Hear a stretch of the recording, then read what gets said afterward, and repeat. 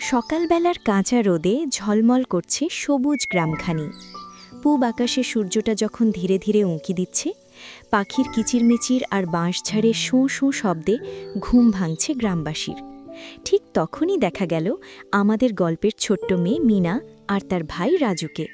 দুই ভাইবোন সকাল সকাল ঘুম থেকে উঠে বনের পথ স্কুলে যাচ্ছে, ক্লাসে মনোযোগী হয়ে পড়াশোনা করে।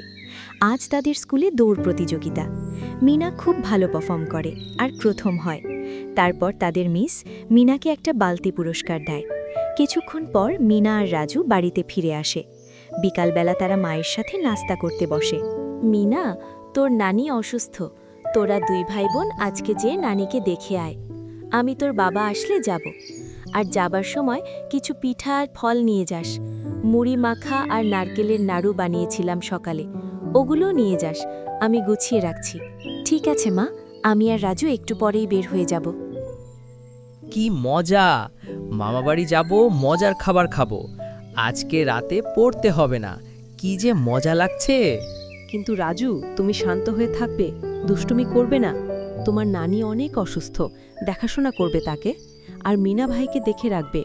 নৌকায় সাবধানে যাবে। ঠিক আছে মা, তুমি চিন্তা করো না। রাজু খুশিতে কবিতা বলতে থাকে। ঝকঝকা ওই রেলগাড়িটা ঝকঝকিয়ে চলে, মিনা রাজু চলল আজ মামার বাড়ির পথে।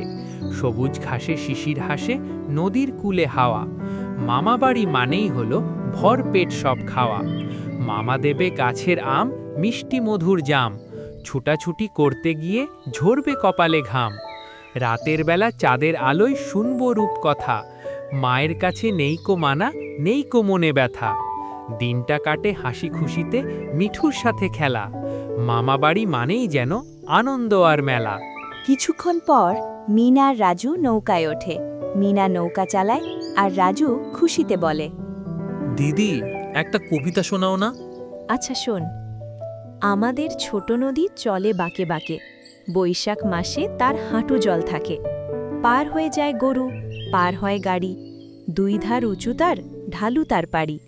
চিকচিক করে বালি, কোথা নাই কাদা, এক ধারে কাশবন ফুলে ফুলে সাদা। কিচিমিচি করে সেথা শালিকের ঝাঁক, রাপে ওঠে থেকে থেকে শিয়ালের হাঁক। তীরে তীরে ছেলে মেয়ে নাহিবার কালে, গামছায় জল ভরি গায়ে তারা ঢালে।